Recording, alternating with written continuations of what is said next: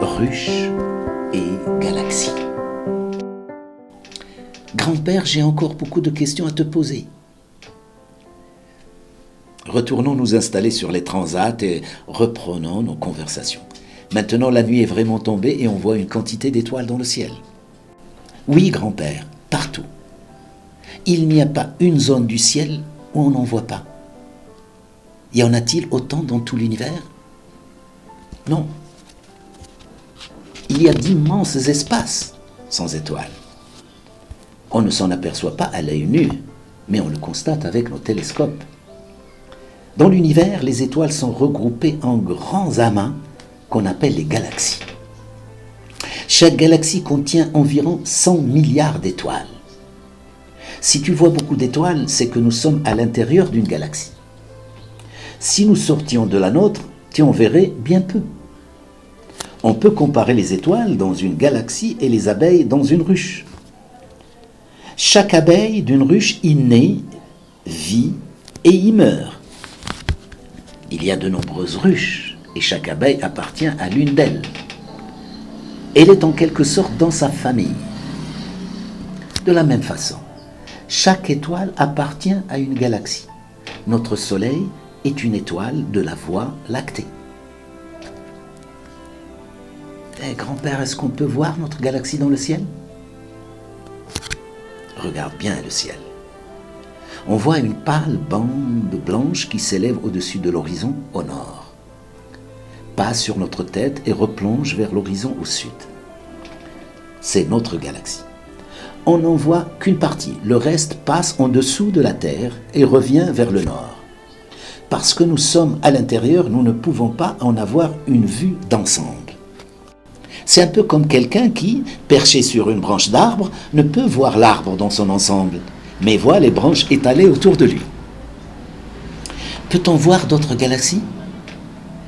Les galaxies même les plus proches de nous ne sont pas visibles à l'œil nu. Sauf 3, que l'on peut tout juste distinguer pendant une nuit particulièrement obscure. Dans le ciel d'automne de l'hémisphère nord, on peut voir la galaxie d'Andromède près de la constellation de Cassiopée, en forme de W. Il faut la regarder avec des jumelles. Rappelle-toi, en apercevant cette tache blanche de forme ovale, que sa lumière a quitté la galaxie il y a près de 3 millions d'années, quand les ancêtres des premiers hommes commençaient à marcher sur la Terre. Dans l'hémisphère sud, on peut voir 2 autres galaxies, les nuages de Magellan. Ce sont les plus rapprochés. Les autres sont beaucoup plus loin, pour certaines des milliers de fois plus loin. Mais grand-père, combien y en a-t-il? Avec nos plus puissants télescopes, on pourrait en dénombrer plus d'une centaine de milliards. L'univers se présente à nous comme un vaste archipel de galaxies dans un océan gigantesque qu'on appelle l'espace intergalactique. Avec ces télescopes, serait-il possible de voir toutes les galaxies de l'univers? Non. Même avec les télescopes les plus puissants, on ne pourrait pas voir tout l'univers. Nos observations sont limitées par un horizon au-delà duquel nous ne pouvons rien voir, un peu comme le regard quand on est au bord de la mer. Et grand-père, que penses-tu qu'il y ait au-delà de cet horizon? D'autres galaxies sans doute.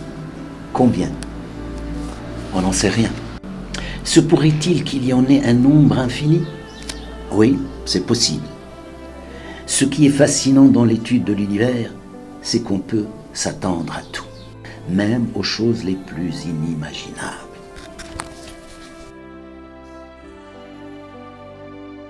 Un univers en expansion. Grand-père, j'ai lu quelque part que l'univers est en expansion. Qu'est-ce que ça veut dire? Qu'il devient plus grand? Et s'il s'étend, il s'étend dans quoi? Il faut que tu m'expliques. Quand on veut discuter d'une question, il est toujours intéressant de remonter à son origine. D'où vient cette idée d'un univers en expansion?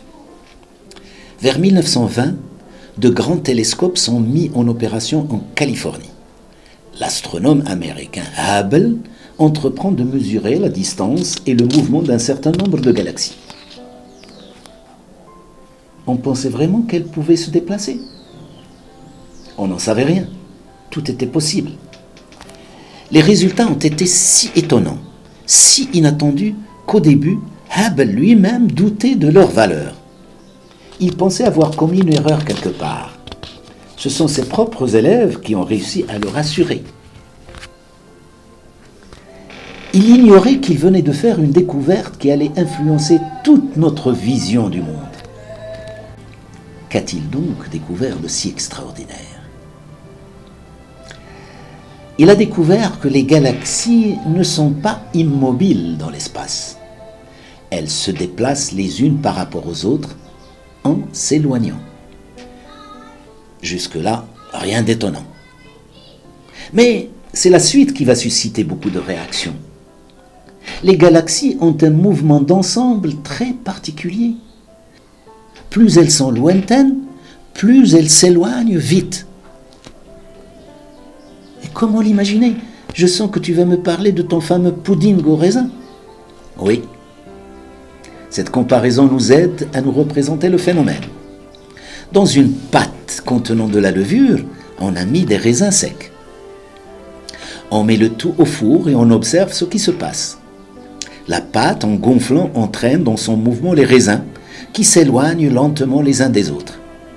Maintenant, imaginons que nous sommes installés sur un des raisins et regardons autour de nous. Nous verrons alors nos voisins raisins se déplacer d'une façon très particulière. Les plus proches bougent lentement, tandis que les plus lointains vont beaucoup plus vite. Mais tous s'éloignent dans un grand mouvement d'ensemble. On dira que le pudding est en expansion. C'est ça, le rapport avec les galaxies ? Oui. Il en est de même pour l'ensemble des galaxies du ciel. L'univers est en expansion. Cela veut dire simplement qu'il y a un mouvement général d'éloignement des galaxies les unes par rapport aux autres, ce qui implique qu'elles étaient plus rapprochées dans le passé et qu'elles seront de plus en plus séparées dans l'avenir.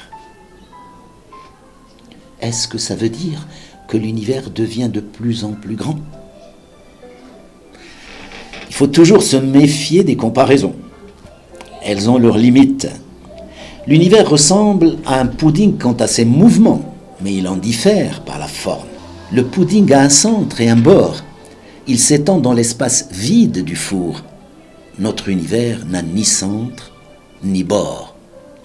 Au meilleur de notre connaissance actuelle, il n'y a pas d'espace vide autour de lui. L'univers, ce sont des galaxies partout. Et elles s'éloignent toutes les unes des autres. Je n'arrive pas à m'imaginer cela. Il ne faut pas t'en étonner. Quand nous abordons des dimensions aussi éloignées de nos perceptions ordinaires, notre imagination rencontre des difficultés. L'évolution biologique nous a habitués à des dimensions beaucoup plus modestes. Ici, nous perdons nos repères. C'est le prix à payer pour essayer d'explorer l'univers. Mais les astronomes qui travaillent sur ces questions finissent par adapter leur imagination à ces immenses espaces. Tout ce qu'il te faut retenir, c'est que partout dans l'univers, il y a des galaxies et que les distances qui les séparent augmentent continuellement. C'est là le sens de l'expansion.